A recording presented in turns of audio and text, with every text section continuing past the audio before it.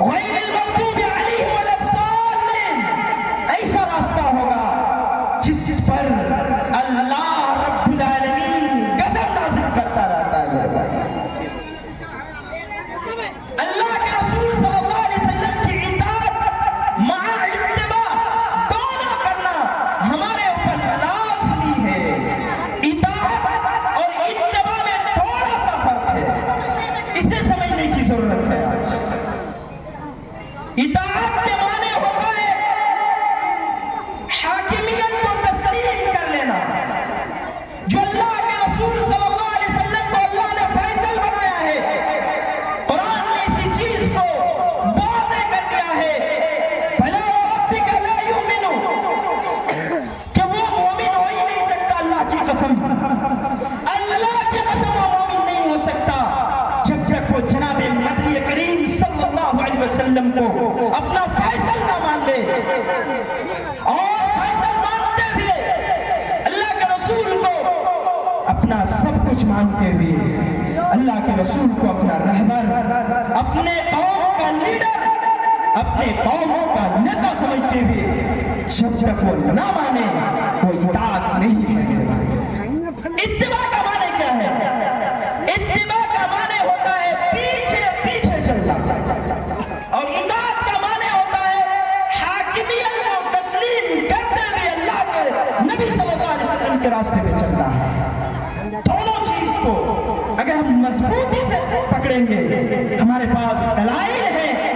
اگر اللہ کے رسول صلی اللہ علیہ وسلم کی اطاعت پر سینکڑوں گھنٹے تقریر ہو، میں کہتا ہوں کہ کم ہے، کیونکہ نبی کریم صلی اللہ علیہ وسلم جس بنجر زمین کے اندر آئے تھے، اس زمین کو لہلہاتے کھیت کی طرح ہرے بھرے کر دیے تھے، ایمان والوں کے دلوں کو روشن کر دیے تھے۔ جس طرح یہ ٹیوب لائٹ، جس طرح یہ بلب، جس طرح میں آپ کو آپ کے دلوں کو سکون پہنچاتی ہے، اسی طرح اللہ کے رسول صلی اللہ علیہ وسلم بنا کھاد دیے ہوئے لوگوں کے دلوں کے اندر ارجا پیدا کرتا ہے۔ یہ نبی صلی اللہ علیہ وسلم، اللہ کے رسول صلی اللہ علیہ وسلم جب دنیا میں تشریف لائے تو اللہ کے رسول کو جو پہلی تعلیم دی گئی میرے بھائی، وہ یہی مدرسہ، یہی اقرا کی تعلیم تھی۔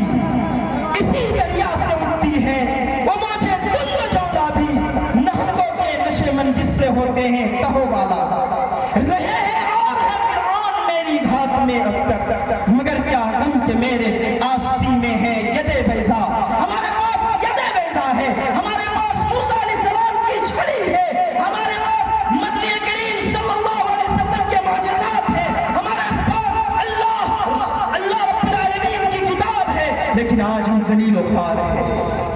ہم نے اتباع کیا ہے، ہم نے اطاعت نہیں کی۔ ایک ہوتا ہے محبت، ایک ہوتا ہے عشق، دونوں میں ڈفرینس ہے۔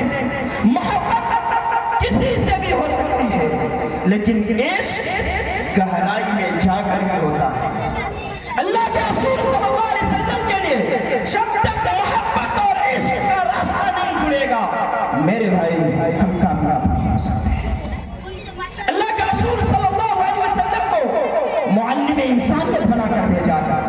آپ کہیں ڈاکٹر کے پاس جاتے ہو، انجینئر کے پاس جاتے ہو، پروفیسر کے پاس جاتے ہو، وہ آپ کو اپنے حساب سے نسخے بیان کرتے ہیں، لیکن آپ صلی اللہ علیہ وسلم کی تعریف کو اٹھائیے، مدنی کریم صلی اللہ علیہ وسلم کی سیرت کا مطالعہ کیجئے، آپ کو اللہ کے رسول صلی اللہ علیہ وسلم ڈاکٹر بھی ملے گا، اللہ کے رسول کی صفت برائی بھی ملے گا، اللہ کے رسول کی صفت ایک سرجن کے طور پر بھی ملے گا، اللہ کے رسول صلی اللہ علیہ وسلم کی صفت ایک کھیتی کرنے والے کسان کی طرف ملے گا، اللہ کے رسول صلی اللہ علیہ وسلم کی صفت ایک درما، ایک ماں کی صفت کی طرح آپ کو ملے گا۔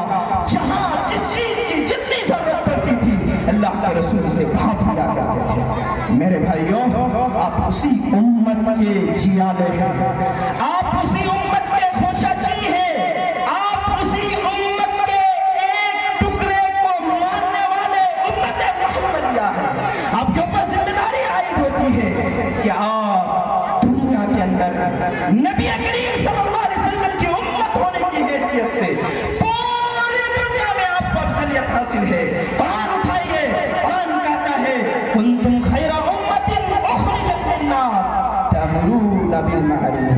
وتنهون عن المنكر وتؤمنون بالله.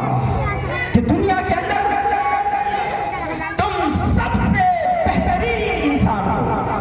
آپ کو مخاطب کیا جا رہا ہے کنتم خیر امت اخرجت للناس. لفظ یہاں پر اللہ نے ناس کا استعمال کیا ہے, مسلمان کا لفظ استعمال نہیں کیا ہے, مومن کا لفظ استعمال نہیں کیا ہے, اور ایمان والے کا لفظ استعمال نہیں کیا.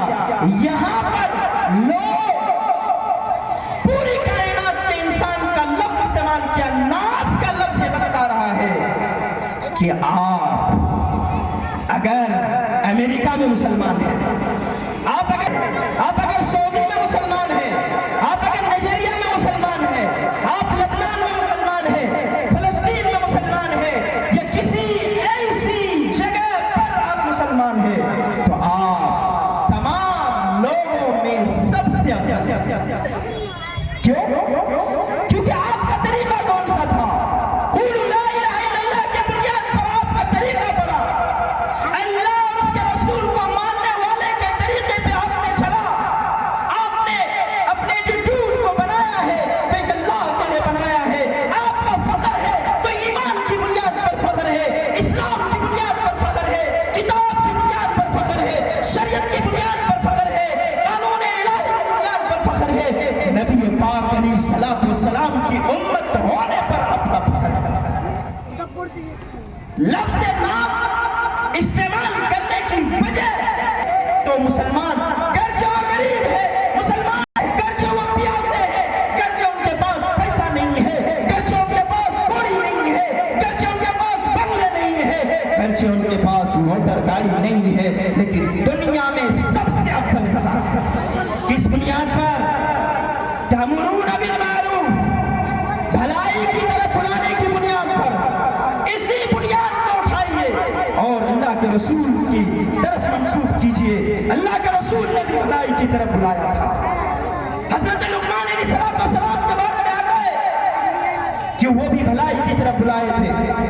حضرت لوط علیہ السلام کے بارے میں آتا ہے وہ بھی بھلائی کی طرف بلائے تھے.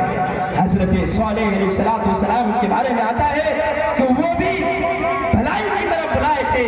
حضرت نوح علیہ السلام کی طرف اگر آپ دلائیں گے نظر, وہ بھی بھلائی کی طرف بلائے تھے.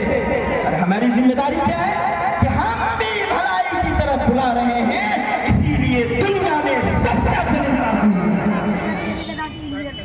چاہے کوئی ایم پی بن جائے, چاہے کوئی پردھان منتری بن جائے, چاہے کوئی سی ایم کی کرسی پر بیٹھ جائے, دنیا کے اندر بڑے سے بڑے گدے لگا دیا جائے, صوفہ سیٹ میں بیٹھا دیا جائے, لیکن اگر ان کے اندر ایمان نہیں ہے, بنیادی تعلیم نہیں ہے, قرآن نہیں ہے, نماز نہیں ہے, روزہ نہیں ہے, حج نہیں ہے, زکات نہیں ہے, ایک اسلام کی بنیاد پر ایمان نہیں ہے, تو میں یہ کہتا ہوں تم لاکھ کرسی استعمال کر لو, تم لاکھ صوفے پہ بیٹھ جاؤ, تم لاکھ زمین کے اندر اکڑ کے چل جاؤ, لاکھ مہنگے سے مہنگے کپڑے استعمال کر لو, امت محمدیہ میں سب سے افضل ہو ہی نہیں سکتے ہیں. ہم افضل اس لیے ہیں کہ کنتم خیر امت اخرجت للناس تنہون عن المنکر.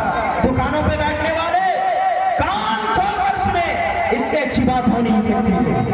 اللہ کے رسول صلی اللہ علیہ وسلم کے دور میں صحابہ کے درمیان اعلان کیا گیا ہے, اگرچہ ایک چھوٹا سا وائز ہوں لیکن آپ کو قرآن کا فرزانہ سنا رہا ہوں, قرآن کی فریاد سنا رہا ہوں, نبی صلی اللہ علیہ وسلم کی دعوت سنا رہا ہوں, دنیا کے اندر سب سے افضل انسان ہونے کی دلیل بتلا رہا ہوں. اللہ کے رسول کے زمانے میں ایک صحابہ کے پاس آیا, یہ خبر پھیل گئی کہ اللہ کے رسول کے صفے پر سونا اور چاندی بیٹھ رہے ہیں. ذرا دھیان سے سنیے گا اور اپنے ایمان کو مزید دوبارہ کرنے کی کوشش کیجئے گا. باتیں بہت ساری ہیں,